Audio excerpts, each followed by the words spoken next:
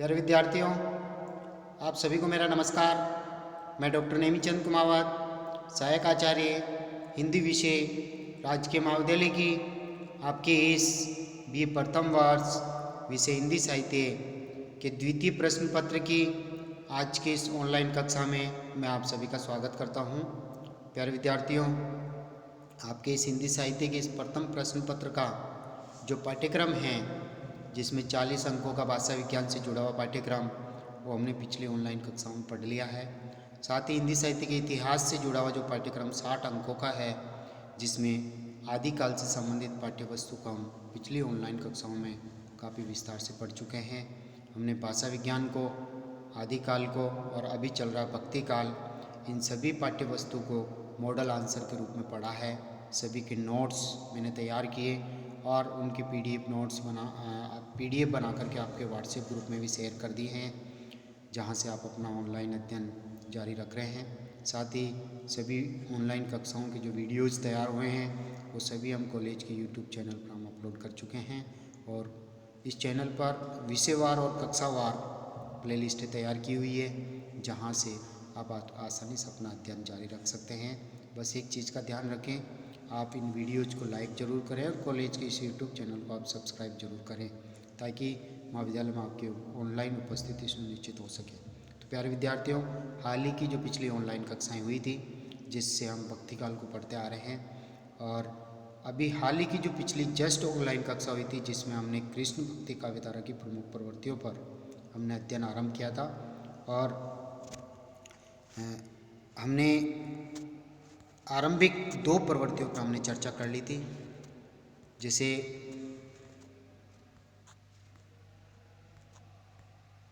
ये विषय वस्तु में मौलिक उद्भावना और कृष्ण लीलाओं का चित्रण, ये 2 विषयों पर हमने चर्चा की थी, 2 बिंदुओं पर। आज हम पढ़ने जा रहे हैं तीसरे बिंदु से, और तीसरा बिंदु है भक्ति रस की मौलिक अवतारणा।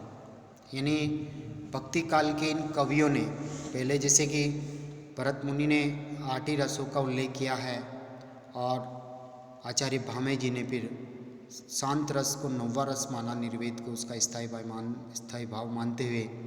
और इन भक्ति काल के इन भक्त कवियों के द्वारा जो चित्रण हमें भक्ति के रूप में देखने को मिला, साथ ही वात्सल्य रस का जो चित्रण देखने को मिला, भगवत विषयकृति भक्ति रस और वात्सल्य यानी पुत्र सने के प्रति जो वात्सल्य भाव है, ममत्व भाव है, उसको वात्सल्य रस की संज्ञा दी गई। तो इस तरह से इन भक्ति काल में भक्ति रस का और वात्सल्य रस का चित्रण इतना अधिक हुआ, इतना उत्तम कोटि पर हुआ कि मतलब इन आचार्यों और को मजबूर होकर के 2 रसों को और महत्व देना पड़ा। तो पहले 9 ही रस थे, उसके बाद में 10वें रस के रूप में भक्ति रस को और 11वें रस के रूप में वात्सल्य रस को महत्व दिया गया, स्थान दिया गया। तो देखिए, तीसरे बिंदु की ओर हम आगे बढ़ते हैं। तो भक्ति काल की मौलिक अवतारणा वाले इस बिंदु में हम आगे आते हैं। काव्य शास्त्रियों ने भक्ति को एक भाव मात्र ही माना था, जिसे रस कोटि तक पहुंचाने का प्रमुख श्रेय कृष्ण भक्त कवियों को ही दिया जा सकता है। इन्होंने श्रृंगार रस को केवल रतिचर्या तक ही सीमित नहीं रखा, अपितु उससे वात्सल्य रति, सख्य रति, दाम्पत्य भावों तक यानी दास्य भावों तक संचारित कर उसे बहुआयामी रूप में व्यापकता प्रदान की है। तो इन कृष्ण भक्त कवियों ने ही एक स्वतंत्र रस की अवतारणा की, जिसे भक्ति रस कहा गया, और इनके द्वारा जिस वात्सल्य रस का चित्रण किया गया है, तो आगे चल करके उसको वात्सल्य रस के रूप में एक नवीन रस की संज्ञा और देनी पड़ी। चौथी काव्य विशेषता की ओर हम आगे बढ़ते हैं। मधुर उपासना, यानी इन्होंने जो कृष्ण की भक्ति की वो मधुर उपासना के रूप में की है, जिसे दूसरा नाम से पुकारा जाता है प्रेम लक्षणा भक्ति के नाम से। देखिए, कृष्ण भक्त कवियों की भक्ति प्रेम लक्षणा भक्ति है। श्री कृष्ण की प्रेममयी मधुर रस से ओतप्रोत छवि को अपने काव्य का विषय बनाकर इन कवियों ने प्रेम तत्व का विशद और व्यापक निरूपण किया, चित्रण किया है। संपूर्ण कृष्ण काव्य माधुरी भाव से ओतप्रोत हैं। कृष्ण काव्य में रति भाव के तीनों रूप, दाम्पत्य रति, वात्सल्य रति और भगवत विषयक रति आदि हमें उपलब्ध हो जाते हैं। कृष्ण प्रेम में मर्यादा का पालन न तो कृष्ण भक्त कवियों को स्वीकार्य था और न ही उनकी गोपियों को। अतः कृष्ण भक्तों ने प्रेम भावना के नवीन आयामों की खोज कर जनता को प्रेम रस में सरोवर कर दिया है। इन कवियों ने वात्सल्य, सख्य और माधुरी के क्षेत्र में कृष्ण लीलाओं का गान करते हुए अपनी भक्ति भावना का परिचय दिया है। पांचवी काव्य विशेषता है कृष्ण भक्ति की काव्य की, और वह है सौंदर्य की प्रधानता, यानी सौंदर्य चित्रण। कृष्ण के यानी अपने इष्ट के रूप सौंदर्य चित्रण का प्राय सभी कवियों ने अपने काव्य में बढ़ चढ़ करके वर्णन किया है।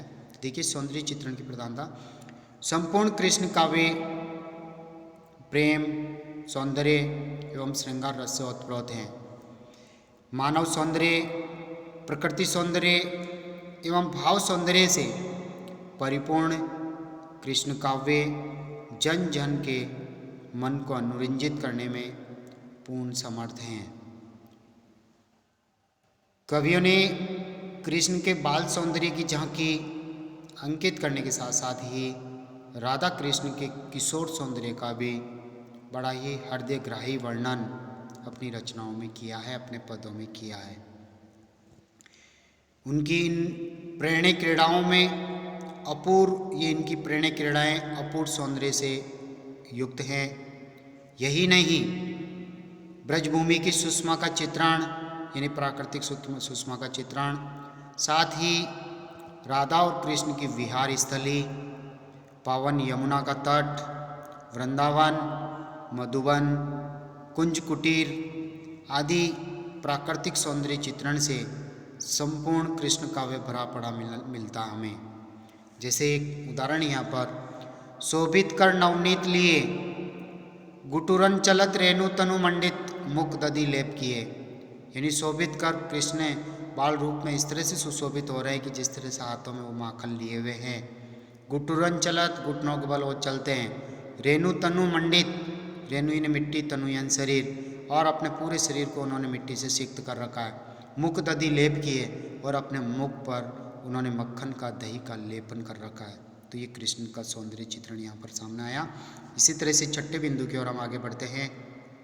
छठी काव्य विशेषता कृष्ण भक्त काव्य, कृष्ण काव्य की, वह है वात्सल्य एवं श्रृंगार रस की प्रधानता। संपूर्ण काव्य में वात्सल्य रस और श्रृंगार रस ये दो ही मिलेंगे हमें। तीसरा भक्ति रस जिसे हम कह सकते हैं वो मिलता है, शांत रस भी मिलता है। चलिए हम आरंभ करते हैं।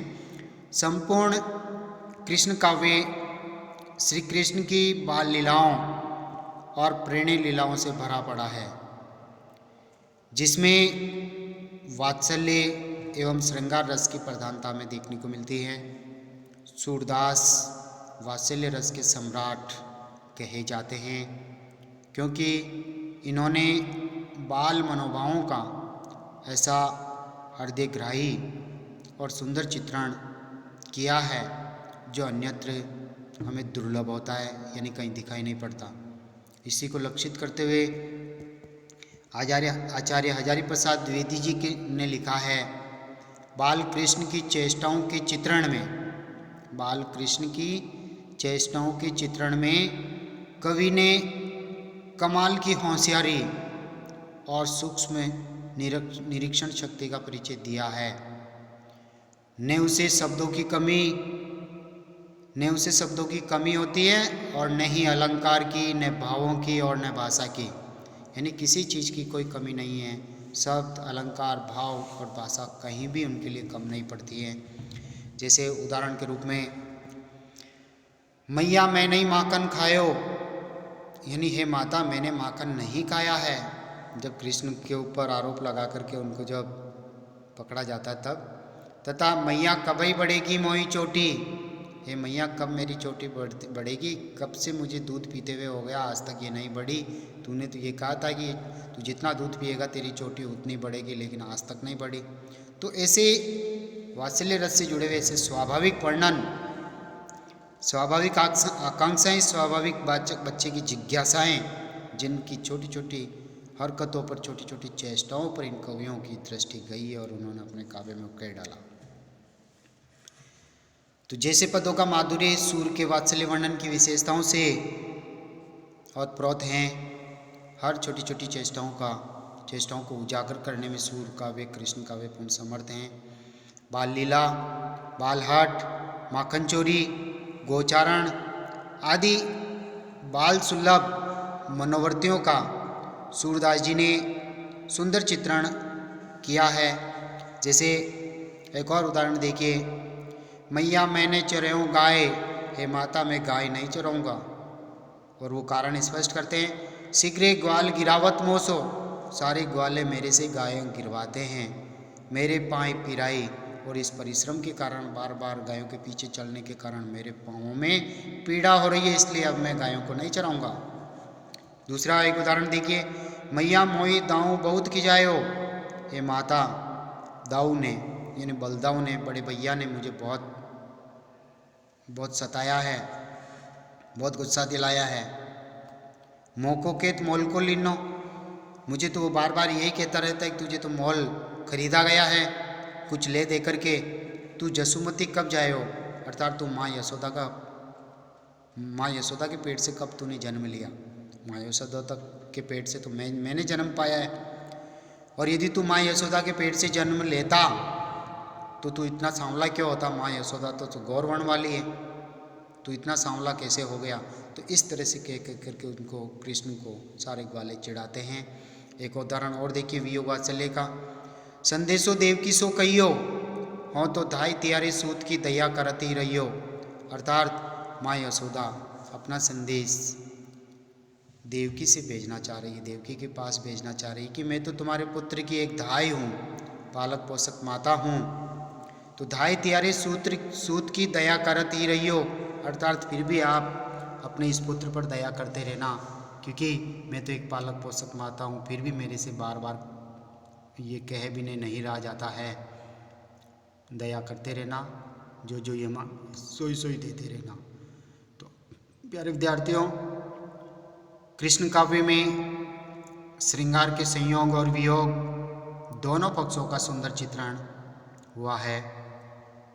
सूरदास जी ने दोनों पक्षों का जितना अनुभूतिमय उद्घाटन अपनी बंद आंखों से किया, उतना किसी और कवि ने नहीं। दोनों रसों का वे कोना कोना तक झांकाए हैं, ऐसा आचार्य शुक्ल जी कहते हैं। जैसे एक उदाहरण देखिए, बूझत श्याम कौन तू गोरी, कहाँ रेत कां की बेटी। यानी एक स्वाभाविक चेष्टाएं, जब कृष्ण भगवान पहली बार राधा को ब्रज की गलियों में जब देखते हैं, अपने घर की पौरी के बाहर खेलते हुए जब वो देखते हैं, तो बूझत श्याम कौन तू गोरी, बूझत पूछते हैं, प्रश्न करते हैं, बूझत श्याम कौन तू गोरी, है गोरी तू कौन है, कहाँ रेत कां की तू बेटी, तो कहाँ रहती है और किसकी तू बेटी है। तो ये पूरा जो पद इस तरह से आता है, बहुत भजनों के साथ इसको गाया जाता है। बूझत शाम कौन तू गोरी, कहाँ रेत कां की बेटी, देखूं नहीं कबू ब्रजखोरी। ब्रजखोरी अर्थात तुझे कभी भी ब्रज की गलियों में देखा तक नहीं आज तक, कहाँ रहती है तू, किसकी बेटी है। फिर देखिए राधा उत्तर देती है, हम कहाँ को ब्रजतन आवत खेलत रहत अपनी पोरी। अर्थात मैं क्यों ब्रज की गलियों में आऊँ, मैं तो अपने घर के आंगन के बाहर द्वार पर पोरी पर खेलती रहती हूँ।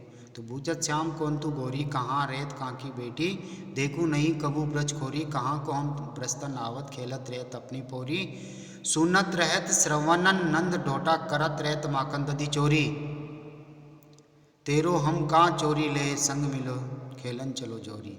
तो कहने का तात्पर्य दोनों में प्रत्युत्तर चलता है। कृष्ण प्रश्न करते हैं, राधिका उत्तर देती है, फिर राधिका कृष्ण फिर प्रश्न करते हैं, राधिका फिर उत्तर देती है, और भोली भाली राधिका को कृष्ण अपनी चतुरता से प्रेम जाल में उलझा लेते हैं और खेलने के लिए मना लेते हैं। लेकिन राधिका भी बार बार यही कहती, मैंने तो कानों से यही सुना है कि इस गोकुल प्रदेश में एक माखन की चोरी करने वाला चोर आया है जो माखन चुराता रहता है। फिर कृष्ण कहते हैं कि मैंने तुम्हारा क्या चुराया, चलो हमारी जोड़ी मिल गई, हम तो खेलने चलते हैं। तो इस तरह से बहुत ही स्वाभाविक वर्णन इन कवियों ने प्रेम यानी श्रृंगार वर्णन की किए हैं। इन संयोग और वियोग दोनों पक्षों को इन्होंने अच्छी तरह से चित्रित किया है। इसी तरह से सरस वर्णन और देखिए एक दूसरा उदाहरण, तुम पे कौन दुहावे गैया, इत चितवत उत धार चलावत, यही सिखाइयो है मैया। अर्थात एक गोपिका और कृष्ण के बीच में ये प्रेम चल रहा है। तुम पे कौन दुआवे गैया, अर्थात गोपिका कह रही कि हे कृष्ण तेरे से कौन गैया दुआवें। इत चितवत, तुम इस तरफ मेरी ओर तो देखते रहते हो प्रेम भरी नज़र से। उत धार चलावत, और दूसरे तो तुम धार चला देते हो, दूर वेष्टि जमीन पर गिरा देते हो, व्यर्थी जमीन पर गिरा देते हो, यही सिखाई हो मैया। अर्थात तुम्हें तुम्हारी माता ने यही संस्कार दिए हैं। तो इस तरह एक तरह से ये प्रेम का कार्य व्यापार, हाव भाव, चेष्टाएँ ये इस तरह से चलता है। तो कृष्ण के मथुरा गमन पर गोपियों पर वज्रपात का होना, यहीं से वियोग आरंभ होता है। और वियोग की सभी अंतर्दशाओं का मार्मिक चित्रण इन सभी कृष्ण भक्त कवियों ने किया है। जैसे बिनु गोपाल बेरिन वही कुंजे, तब ये लता लगती अति शीतल, अब भई विषम ज्वाल की पूंजे। यानी बिनु गोपाल, बिना कृष्ण के ये सारी कुंज कुटीर लताएं जो है हमारे लिए बैरिनी यानी शत्रु हो गई है। तब ये लता लगती अति शीतल, और तब छैयों के क्षणों में कृष्ण जब यहाँ थे तब ये सारी लताएं हमें अत्यंत शीतल ठंडक लगती थी, यानी प्रकृति का आलम्बन रूप, प्रकृति सहयोगिनी होती थी। अब भाई विषम ज्वाल की पूंजें, और अब कृष्ण के वियोग में रात और दिन हमारे लिए एक तरह से आग की लपटों के समान हमें कष्ट दे रही है। निशिदिन बरसत नैन हमारे, और रात और दिन हमारे नेत्र अब बरसते रहते हैं। सदा रहत पावस ऋतु, अर्थात ऐसा लगता है कि सदा ही पावस ऋतु वर्षा ऋतु है, जिसमें लगातार हमारे आंखों से वर्षा की बूंदें लगातार गिर रही है हम पे। जब थे श्याम सिधारे, अर्थात जब कृष्ण मथुरा की ओर गए हैं तब से हमारी आंखों में सदैव ही वर्षा ऋतु छाई रहती है। तो यहाँ ये संयोग श्रृंगार का वियोग पक्ष भी चित्रित हुआ है। तो संयोग श्रृंगार के संयोग और वियोग दोनों पक्षों का चित्रण, और वात्सल्य रस के भी दोनों पक्षों का चित्रण सभी कृष्ण भक्त कवियों ने बड़ा ही मार्मिक, हृदयग्राही और सरस वर्णन किए प्रस्तुत किया है। प्यारे विद्यार्थियों, आज की ऑनलाइन कक्षा को यहीं समाप्त करते हैं। अगली ऑनलाइन कक्षा हम कृष्ण भक्ति काव्य की 7वीं काव्य प्रवृत्ति प्रकृति चित्रण से आरंभ करेंगे। तब तक के लिए आपको बहुत बहुत धन्यवाद। Thank you. एक चीज़ और, जो विद्यार्थी अभी तक व्हाट्सएप ग्रुप से जुड़े नहीं हैं वो अपने एंड्रॉयड फ़ोन के नंबर हमें भेजें ताकि हम व्हाट्सएप ग्रुप से जोड़ें। और आप यदि पहली बार कॉलेज की इस यूट्यूब चैनल को ओपन करके अपनी ऑनलाइन पढ़ाई कर रहे हैं तो आपसे आग्रह है कि इन वीडियोज़ को लाइक करें और कॉलेज के इस यूट्यूब चैनल को सब्सक्राइब करें ताकि महाविद्यालय में आपकी ऑनलाइन उपस्थिति सुनिश्चित हो सके। आप सभी को बहुत बहुत धन्यवाद।